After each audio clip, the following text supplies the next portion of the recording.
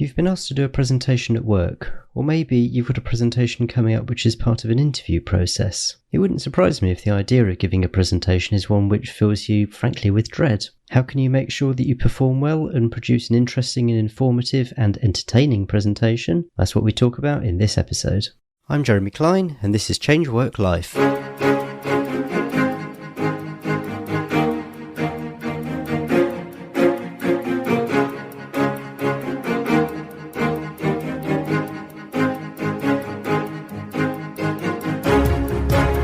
And welcome to Change Work Life, the show where we're all about beating the Sunday evening blues and enjoying Mondays again. Now, chances are at some point in your professional career, you're going to be asked to give a presentation. It might be part of an interview process, it might be to colleagues, it might be on a platform to third parties. It's not something which comes naturally to a lot of people. So I'm delighted to be joined today by Brenden Kumarasamy, founder of Mastertalk, to give us some tips. Brenden, welcome to the podcast. Thanks, Jeremy. It's great to be on.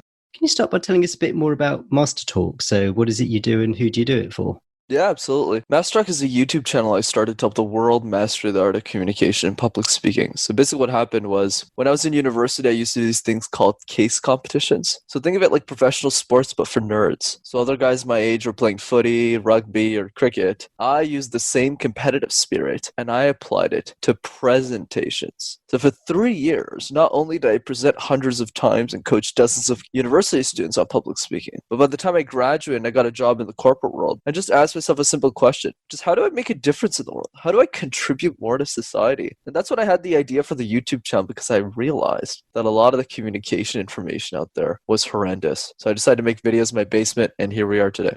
Okay, so is this still a side project to your corporate job? Yeah, correct. I'll be going full-time next year though, but for now it's side. Oh, awesome. So what's full-time going to look like? Is it just going to be the YouTube channel, or are you going to do sort of personal coaching, consulting, that kind of stuff? Yeah, it's a mix of different things. I would say it's a mix of YouTube, coaching, online courses, and speaking engagements. And how did you get into this? I mean, how did you end up doing this whilst all your friends were playing sports and that kind of thing?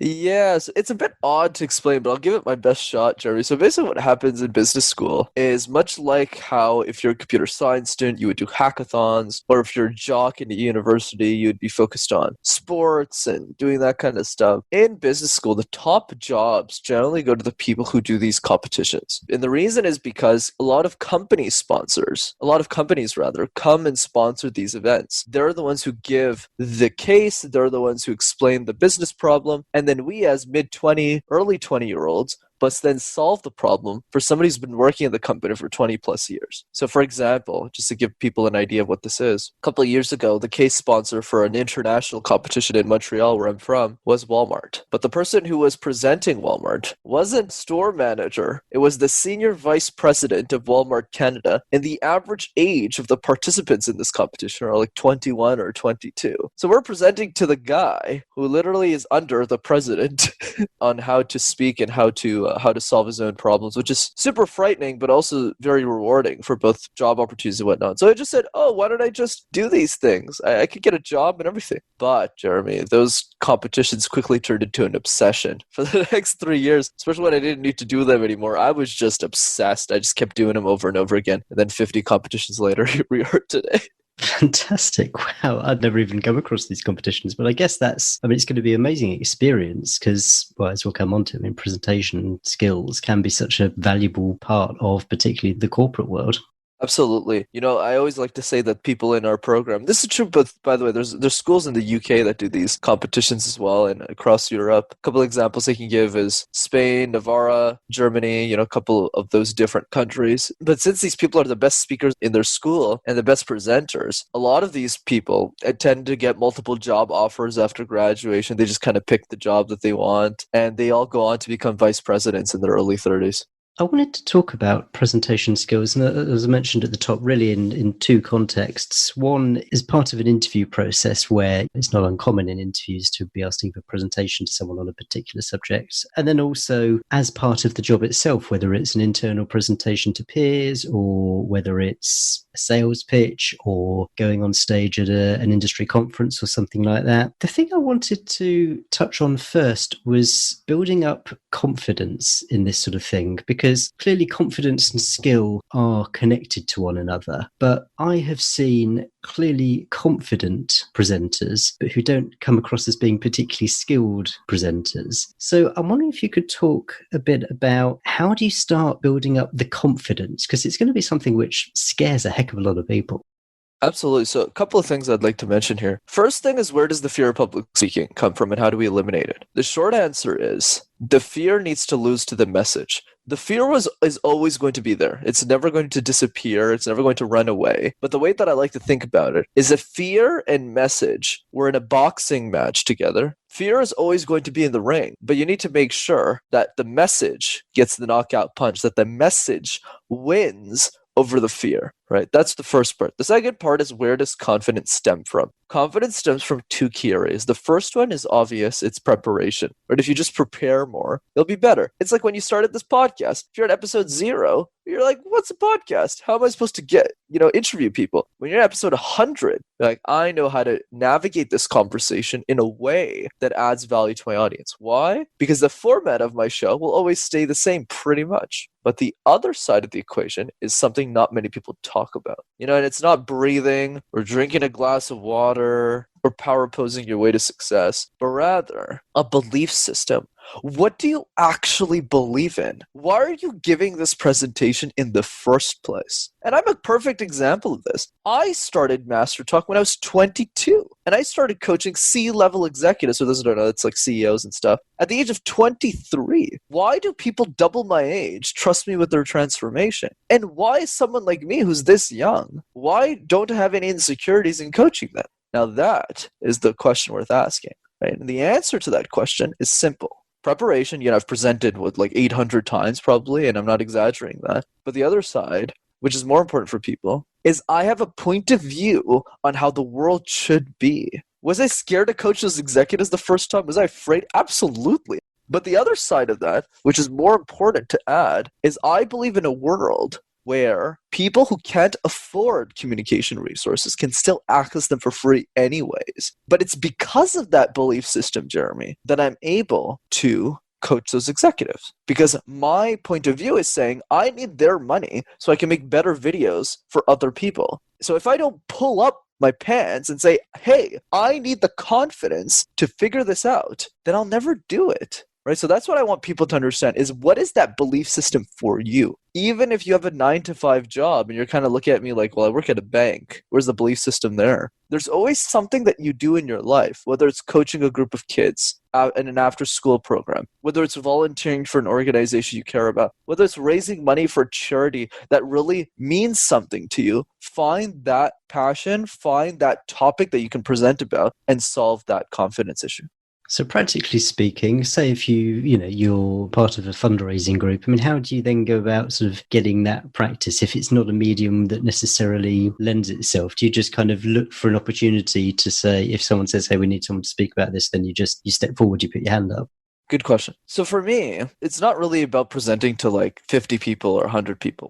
My first keynote for Mastertalk was to 3 people. It's not about the number of people or how official the event is, but rather, are you practicing that presentation over and over again? Like, are you actually out there presenting? So here's kind of a step-by-step practical how I'd play this out. Find the repeatable presentation. What is the one topic that you can present a lot of times? So in your case, Jeremy, it's pretty simple. It's your own podcast. What are you trying to achieve with it? Who do you want to help? What are you trying to aspire people to do with it? And then step 2, after you make the presentation, is find local communities or just your family who want to listen to it. That's what I did with Mastertalk. And then after that, as you get better with the pitch, after you've presented it 10, 20, 25 times, then what's going to happen is local chambers of commerce where you reach out to say, hey, Jeremy, like, we know you, why don't you come give a presentation? And then you blow their socks off. And at some point, after a couple of years, you kind of find yourself on the stage and you're just like, how did I get here? But that's the secret. It's present one topic, present it well, and present it to anybody who wants to listen.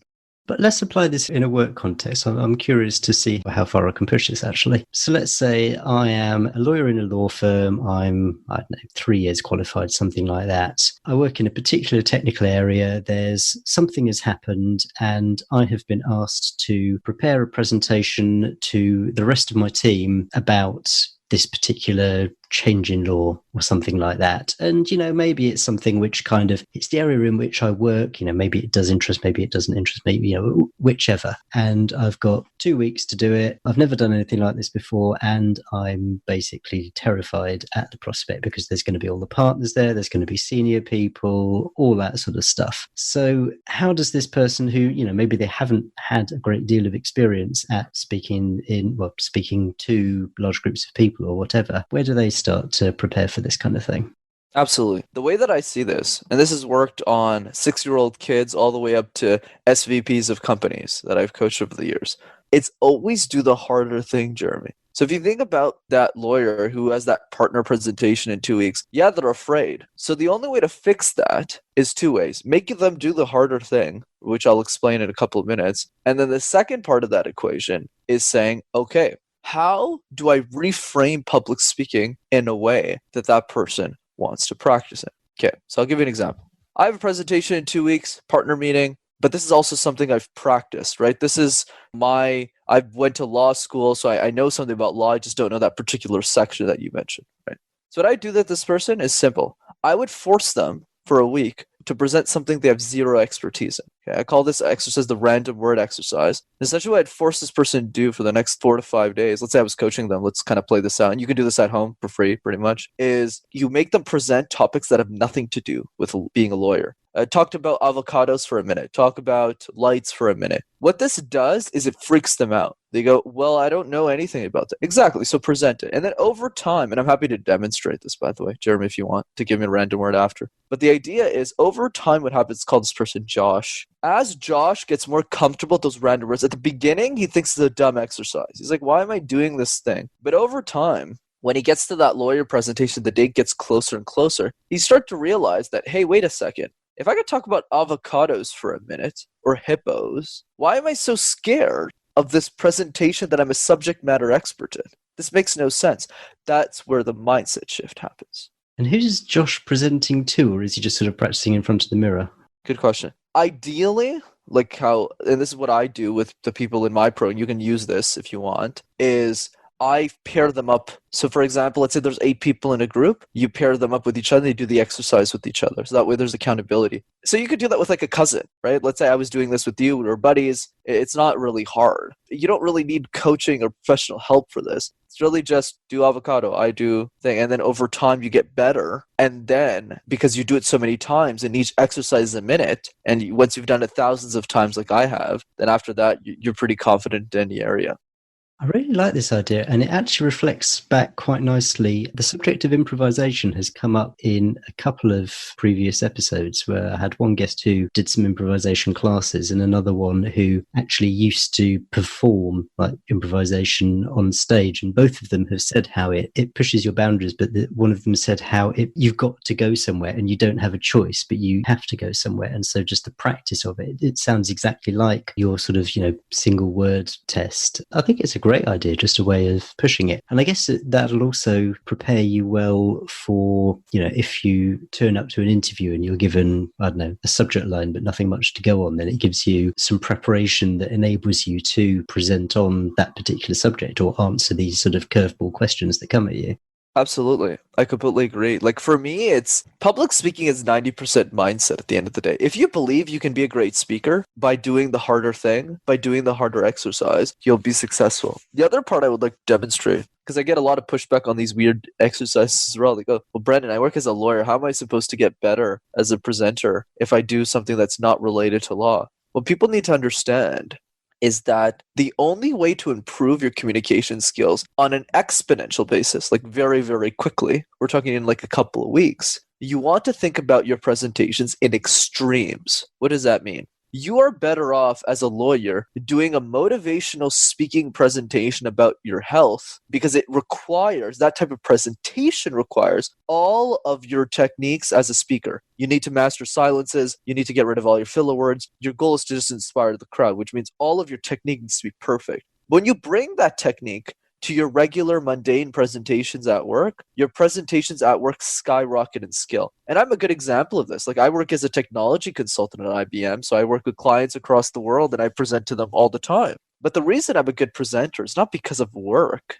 And I tell them all the time, it's because of the techniques I learned in competitions that made me a really good speaker for things that don't really have any, that are more motivational type speaking. And then when I brought that back to work, they kind of just said, wow, your technique's really good, right? It's the opposite. You want to do something in a fun way so that when you get to the thing, you were successful. It's like if I told you, Jeremy, to pronounce your pronunciation is great, but let's say your pronunciation was bad and you said, how do I fix it? It's like if I told you, every day open a notebook and just read sentences for an hour. Are you really going to do that? Like, no. You're going to give up unless I'm coaching you and I'm sitting next to you and watching you do it. You're not going to do it because it's boring.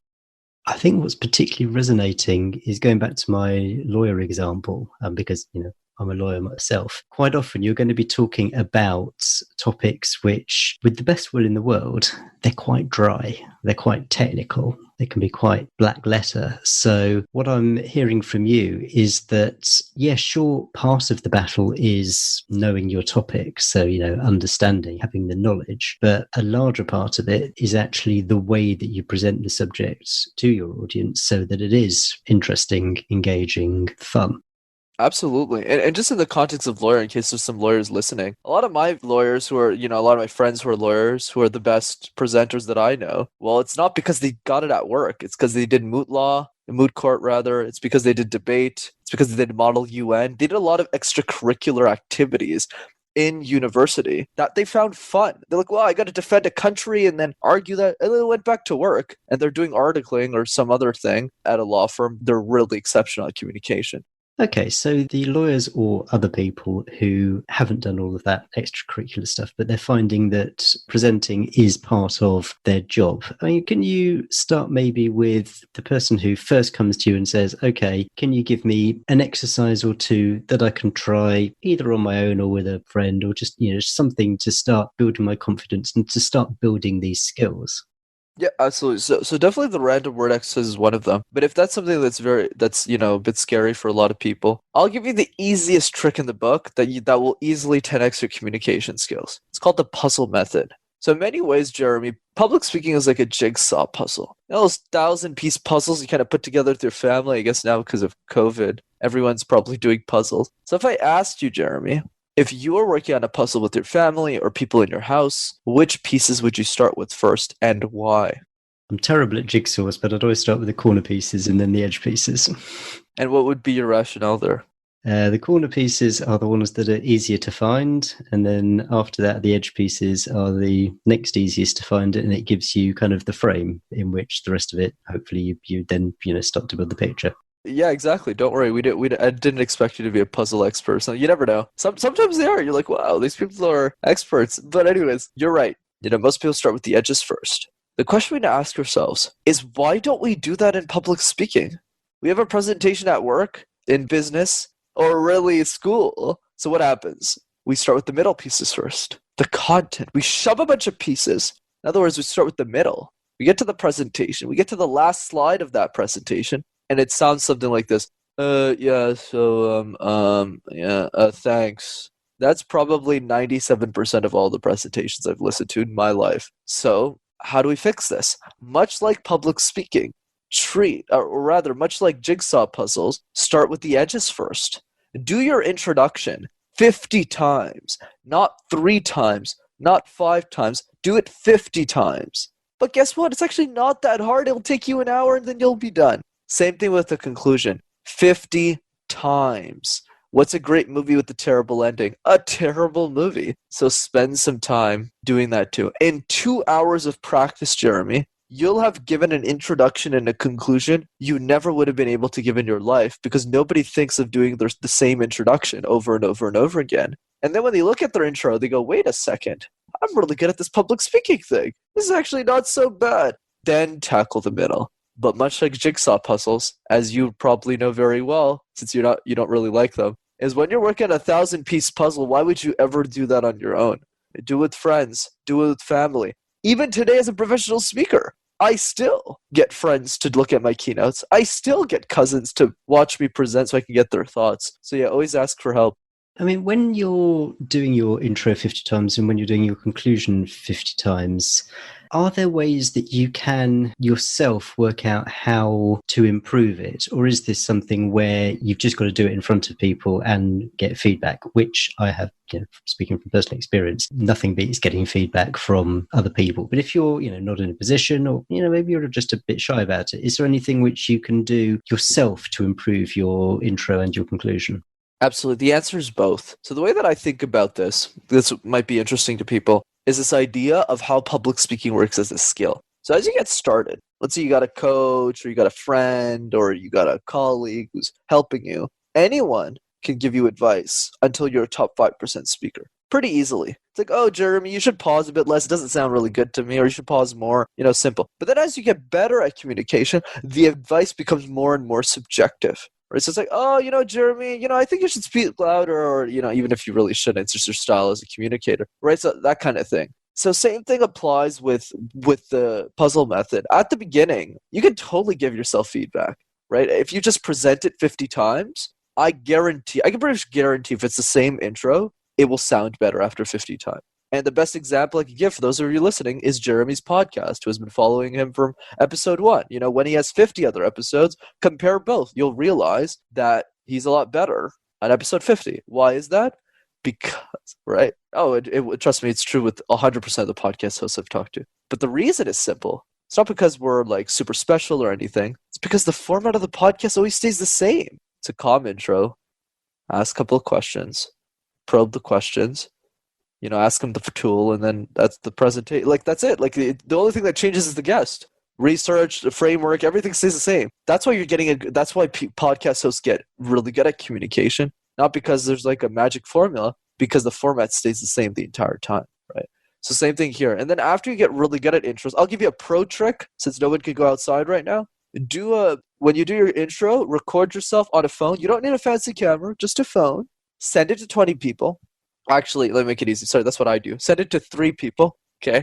And then ask them for time-stamped feedback. What does that mean? That doesn't mean, hey, Jeremy, can you give me feedback on this? No, it's too general of a question, especially if they're not professional. What you want to do instead is say, hey, Jeremy, I made this 1-minute, 2-minute video. Can you give me time-stamped feedback?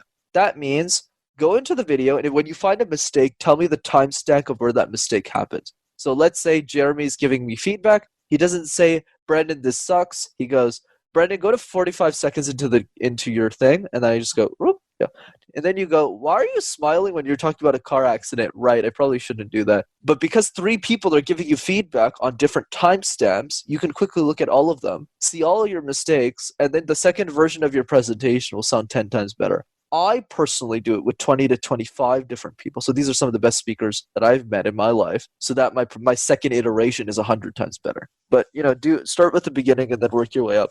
Let's talk a bit about content. So go back to our lawyer and the slightly dry presentation, and they've done their 10, 20-second intro, and they've practiced it 50 times and it's brilliant. And they've practiced their 10, 20-second conclusion and it's brilliant. You've got your topic. How do you choose what content to put in it so that it matches your brilliant intro and conclusion, and that also that it gets the message across that you want it to your audience?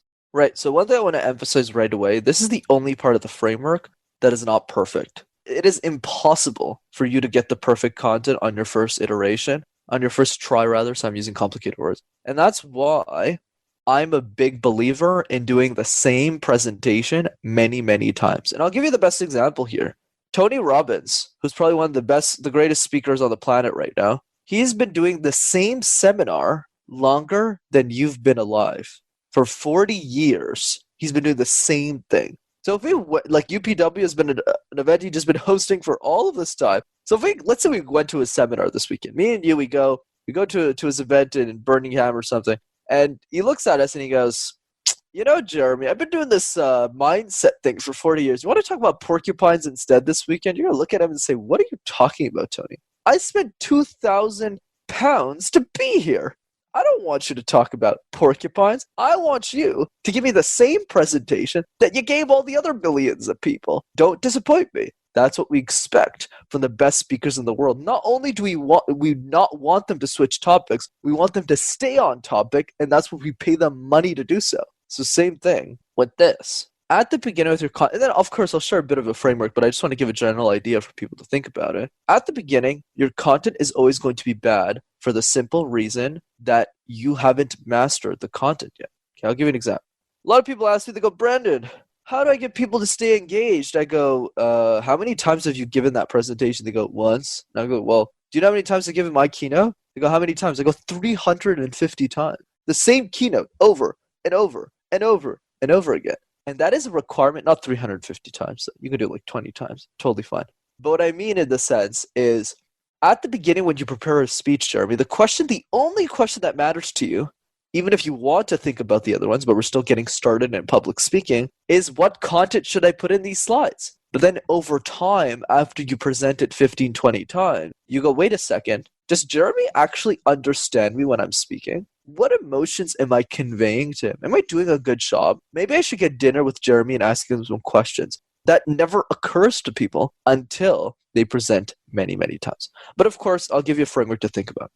Yeah, well, I'd be interested in a framework which in particular can be used for, kind of one-off stuff. So, if we go back to our interview example and, as part of the interview process, you've been asked to give a presentation on, I don't know, when I made a difference or, just something like that, just to take a random example. And if it's part of an assessment day process, it's not something that you're likely to repeat. So in that context, perhaps you can talk to how you'd set a framework as best you can for that sort of thing.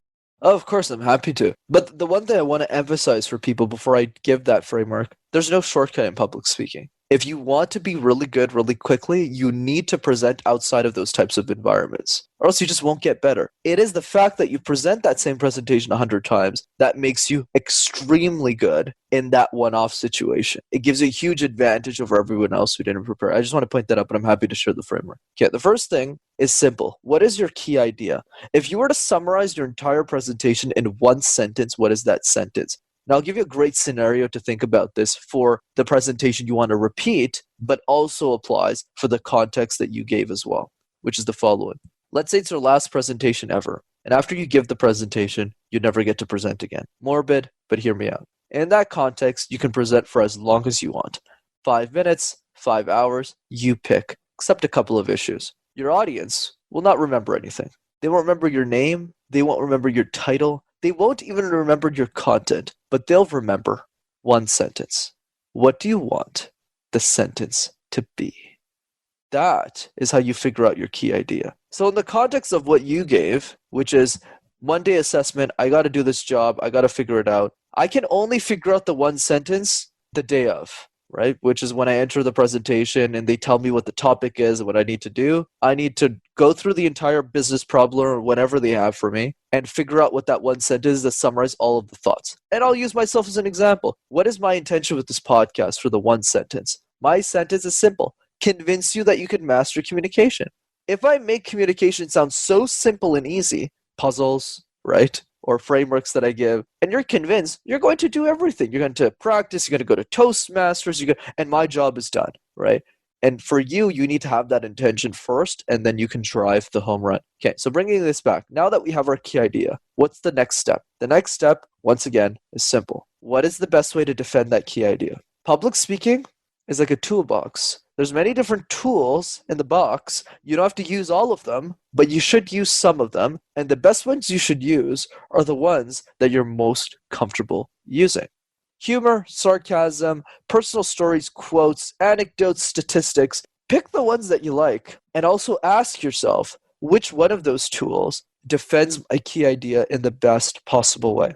If you're a PhD student defending a thesis that you've been working on for 5 years, let's just say your statistics are going to come more in handy versus a personal story that those academics probably don't care about in that actual presentation. But in a context like this podcast interview, I only tell stories because that is what sticks, that is what you'll remember, and my goal is not for you to remember the complexities of the subject, but rather take one or two actionable steps to walk away. So depending on each individual presentation you do, the toolbox is going to change, and what you pull out of the toolbox is also going to change. But your job as a speaker is to figure out what that key idea is, defend it in the best possible way, and the third thing that is the most important, keep testing.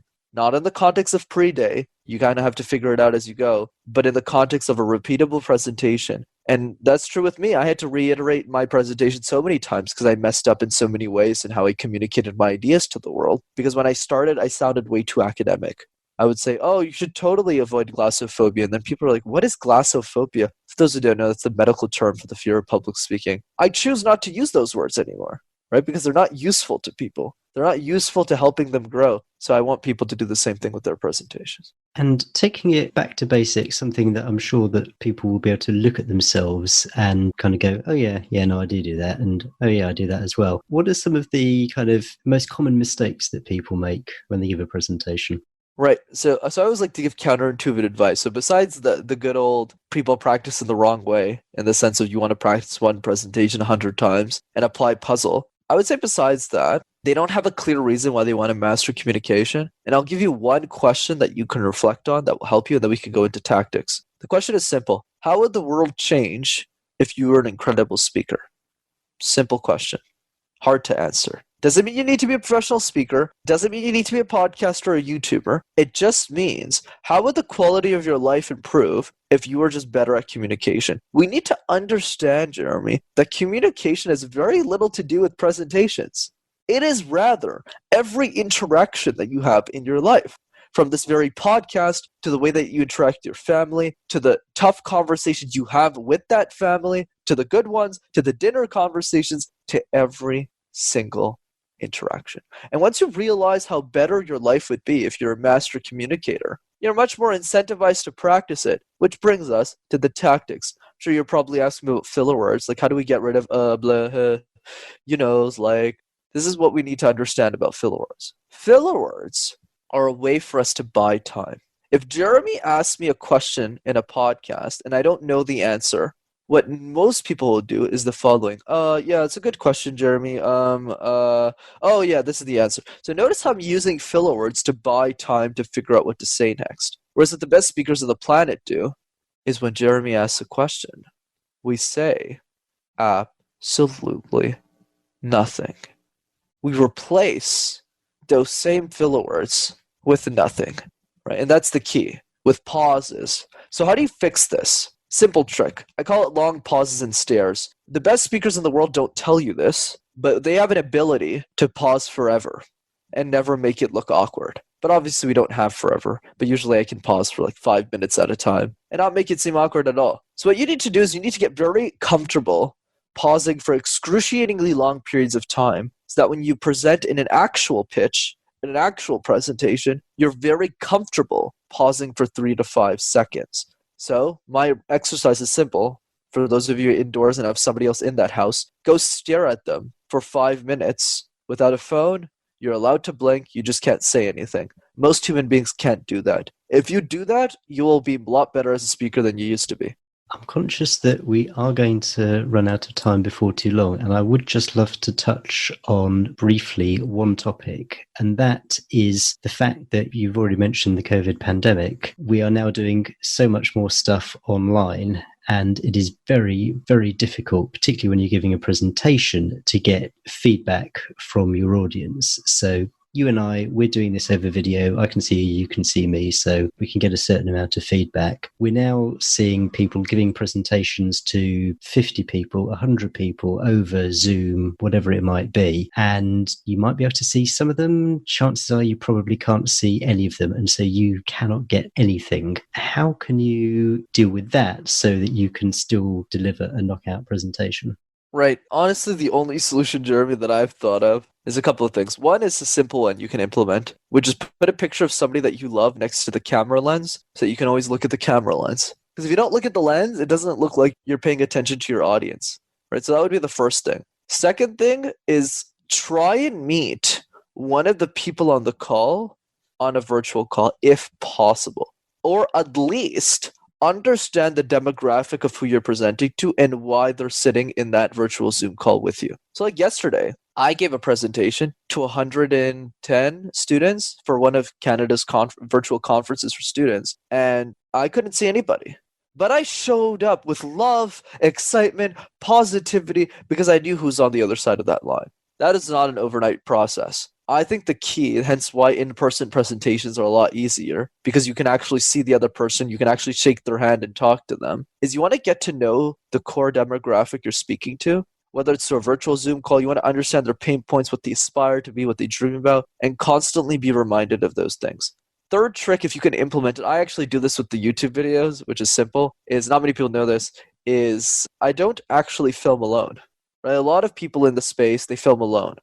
Right? So that way it's really hard for them to pull energy. And that's what I did for the first 8 months when I couldn't really afford to hire anybody. But then after 9 months, I was like, no, I can't do this alone. Like, I hate this. So I hired my best friend to just sit there and record me. So that's how I'm able to still bring energy, even if there's nobody in the audience besides him. That's brilliant. And you make a really interesting point that kind of relates to eye contact. So, I mean, the listeners can't see this, but you have spent pretty much all of this conversation looking at the camera, so it looks like you're looking at me. I am very conscious that I am looking at you on the screen, which means, in fact, you are looking at me, looking slightly down. And that is something that is just so counterintuitive, to stare at the camera rather than stare into the eyes of the person you're talking to. That I think that's just something to be aware of and try and change. Absolutely. And trust me, this is practice because I've just been doing a lot of virtual keynotes. I kind of like forcing myself to always look at the lens. There's been a lot of fantastic tips. Have you got anything, resource book, something like that, which people can use if they want to explore this topic a little bit further? Absolutely. Thirst by Scott Harrison. I think Scott's an incredible example of somebody who not only took a lot of these techniques, but applied them to raise hundreds of millions of dollars for a cause he cares about, which is the water crisis and getting people access to clean drinking water. I think as business owners or people who have a job or people who want to make a difference, it's always great to learn from somebody who has less resources, because he built a world-class brand with what he's done through storytelling and branding and messaging and public speaking, because he speaks like 150 times a year or something crazy. But he's been doing it on a nonprofit budget. So I highly recommend Scott's book. Brilliant. And if people want to find you, see your content, where's the place for them to go? Absolutely. YouTube's the best place to go. All you have to do is type Mastertalk in one word and you'll find me. Cool. I will link to all of that in the show notes. Brenden, thank you so much. This has been amazing. Of course, my pleasure. Okay, hope you enjoyed that interview with Brenden Kumarasamy of Mastertalk. I wanted to include this episode in Take Action January for a couple of reasons. The first is that it's a skill which all of us would benefit from building, and whilst we're in the frame of mind of New Year's resolutions and taking action, then maybe this is something that you can start to think about how you can improve your own presentation skills, because it's something which is so valuable. And as Brenden said, it's not just about presenting to large groups of people, but it's about improving your communication skills generally. The second reason is that as remote working becomes more common, presentation skills and the ability to communicate with people is just going to become ever more important. It really is quite a lot harder to engage with people over Zoom or video conference, Skype, whatever it might be. And so honing these skills is really going to put you in a good position as you develop your career and decide what you're going to do in the coming 12 months. Clearly, there's a lot of things that you can do to improve your presentation skills, and all the frameworks and exercises which Brenden provided could be quite daunting. But remember, you don't have to do everything all at the same time. Maybe just start with one exercise which you think, oh yeah, I could do that. Even if it's consciously trying to avoid filler words like and and so, and practicing pausing. People will probably notice as you talk to them, you'll sound more confident, you'll sound more fluent. It's definitely a great exercise to try, and it's not something that you need to involve anyone else with. There's a link to Brenden's YouTube channel in the show notes for this episode, and you'll also find a full transcript if you want to go back and check any of the points that we talked about, they're all at changeworklife.com/72 for episode 72. And also on the website, you'll find links to my Instagram, Twitter, and Facebook profiles. So do check out those links and follow me there. They're a great way that you can share these episodes to your following. So, there's going to be other people who need to hear what Brenden had to say about improving presentation skills. So do go ahead, go onto those platforms and share this episode. I'd also love it if you'd leave a review on Apple Podcasts or whatever platform you use to get your podcasts. They really do help others find the show, so please leave a review. A 5-star review would be amazing. Please just go ahead and leave a review and help others find the show. So that's January wrapped up, and guess what? We've got some more great episodes coming down the track. So stay tuned, subscribe, and I can't wait to see you in the next episode. Cheers. Bye.